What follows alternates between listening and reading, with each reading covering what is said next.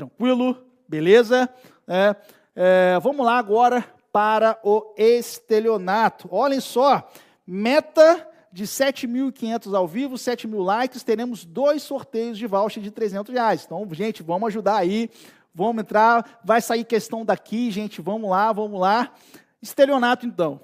Obter para si ou para outrem vantagem ilícita em prejuízo alheio, induzindo ou mantendo alguém em erro mediante artifício, ardil ou qualquer outro meio fraudulento. Tá? No estelionato, qual que é a lógica do estelionato? O agente emprega a fraude e ele emprega essa fraude para induzir ou manter a vítima em erro.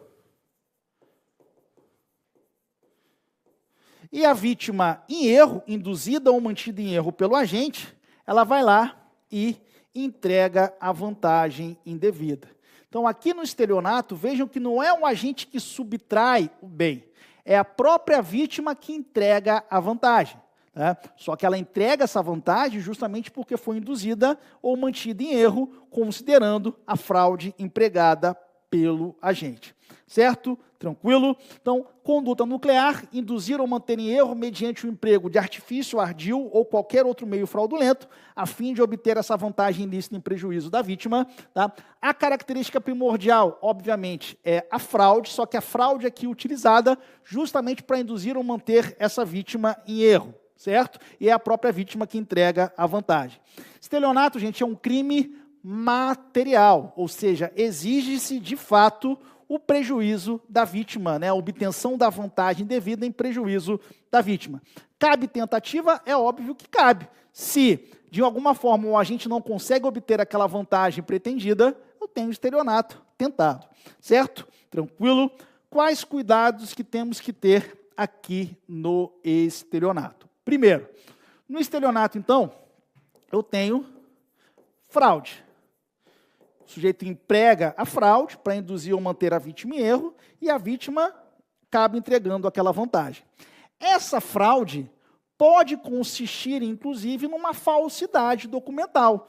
Ou seja, essa falsidade documental pode ser elemento da fraude. Então, aqui, aplicamos a súmula 17 do STJ. A absorção do delito de falso pelo estelionato, quando não há mais potencialidade lesiva. Então, digamos lá, por exemplo, que eu vou numa loja, tá? Ali com um cheque falso, lembrando que o cheque, né, é equiparado ao documento público, então estou usando documento público falso, certo? E eu uso esse documento público falso para justamente comprar naquela loja e obter uma vantagem em prejuízo lá dessa loja. Tá? O que eu tenho? Eu tenho o crime de uso de documento falso, lá do 304 do Código Penal, lembrando que o cheque é equiparado ao documento público, então eu tenho o crime de uso de documento falso, e mais o crime de estelionato. Nesse caso, segundo a súmula 17 do STJ, tá, o crime de falso fica absorvido, e o sujeito ele responde só pelo estelionato. Certo? Tranquilo? E vejam, essa mesma lógica aqui da súmula 17 do STJ pode ser aplicada a crimes tributários. Muitas das vezes o sujeito, o Gui estava aqui, inclusive, né, direito tributário, muitas das vezes o sujeito usa um documento falso para conseguir não pagar imposto ou pagar menos. Tá? Ou seja, ele usa de uma falsidade para pagar menos imposto, pagar menos tributo. Então, nesse caso, o crime de falso fica absorvido pelo crime tributário, pelo descaminho, tá?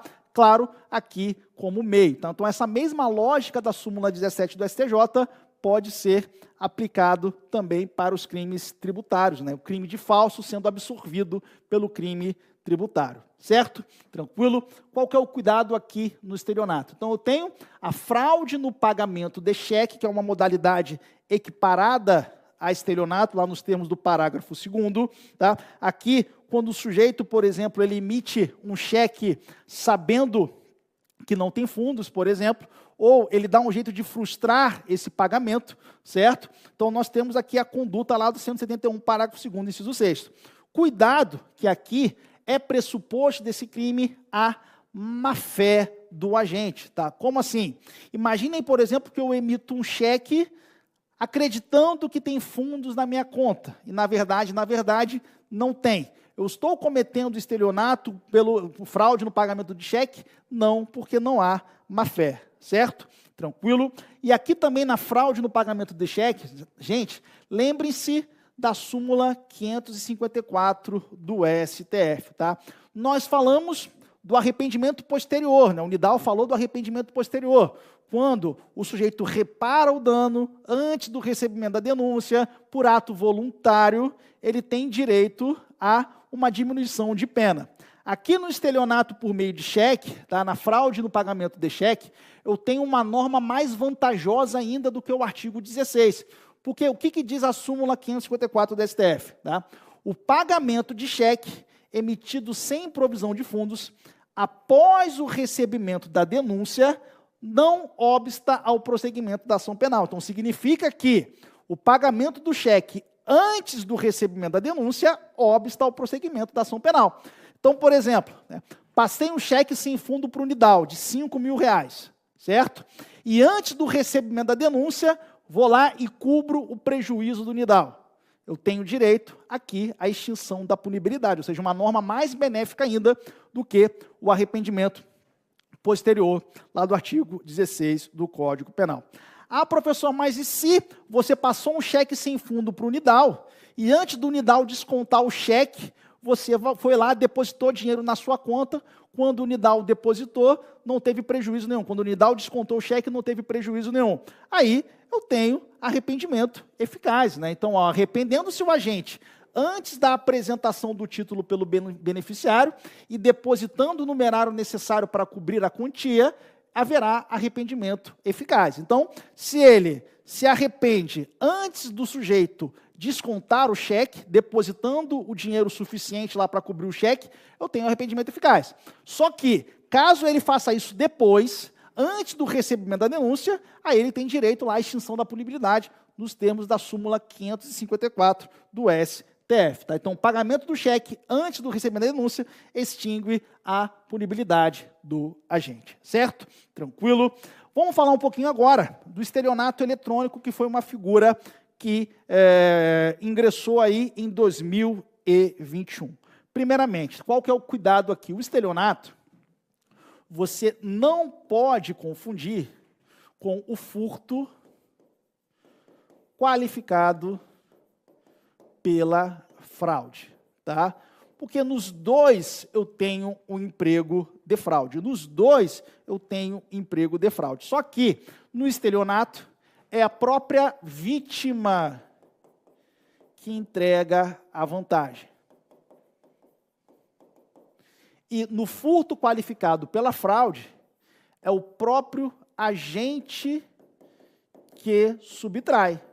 Só que, é claro, essa subtração ela é facilitada justamente pelo emprego da fraude. Então, já caiu na prova da OAB que o sujeito tinha um primo que trabalhava num condomínio, ele era parecido com esse primo, certo? Um belo dia, ele arruma um uniforme desse condomínio, se passa por funcionário desse condomínio e subtrai vários bens lá dos moradores. Eu tenho estelionato ou eu tenho furto qualificado pela fraude? Eu tenho furto qualificado pela fraude, porque foi ele que subtraiu. Ele empregou fraude? Empregou, mas foi ele que subtraiu. Vamos mudar um exemplo. Tu está passando na rua, vem um cara lá, te vê com cara de abobado e fala o seguinte, ó, eu tenho esse bilhete premiado aqui comigo, vale R$10.000, mas se você me der R$1.000 na mão agora, é teu. Toma e leva o teu bilhete embora e vai ser feliz. Aí você, opa, beleza, tranquilo? Tá?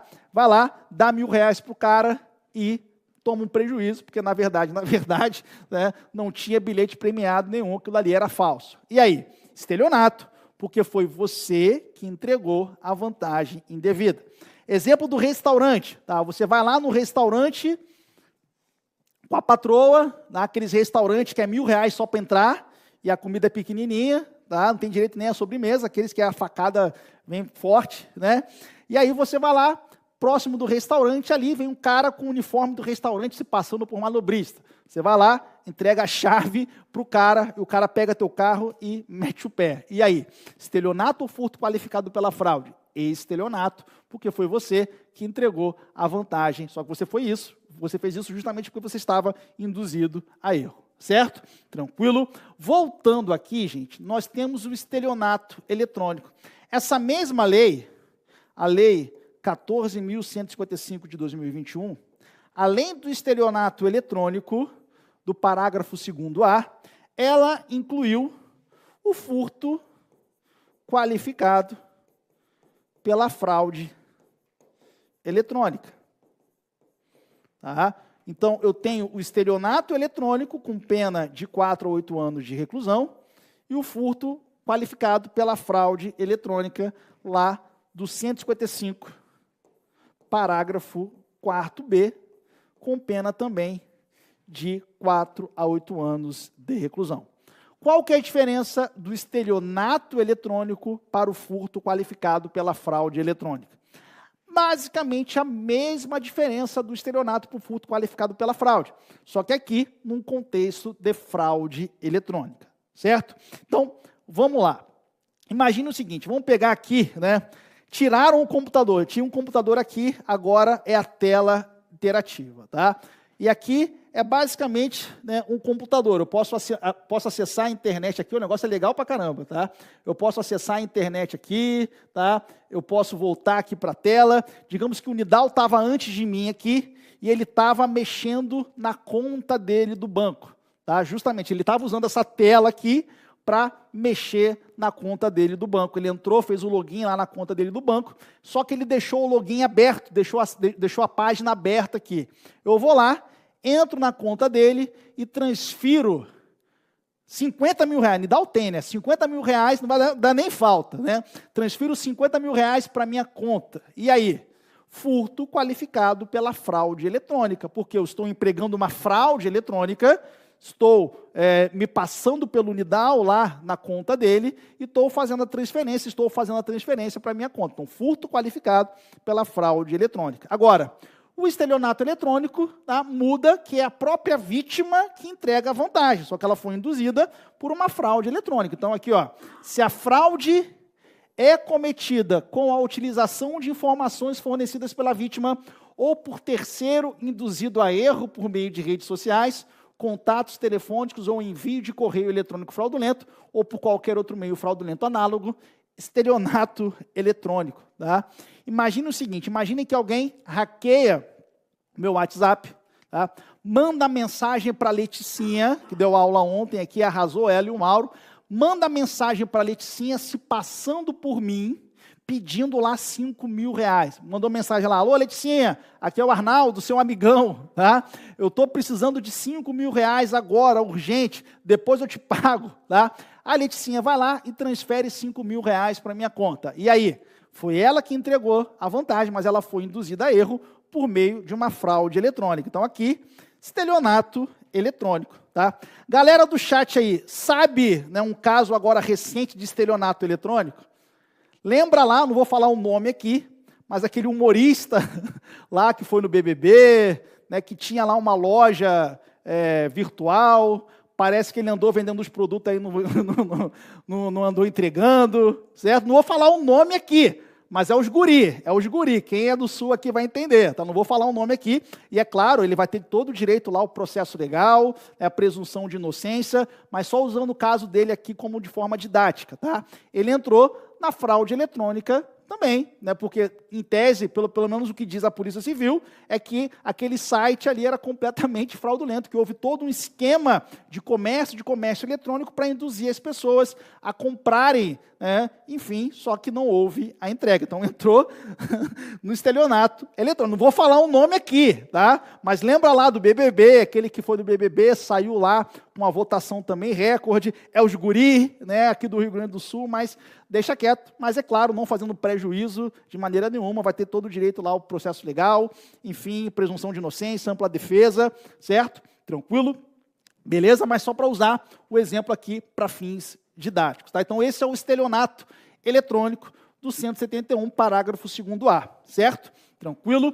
E por último, gente, em relação ao estelionato, lembra que a ação penal, ela via de regra, é mediante representação. É ação penal pública mediante representação.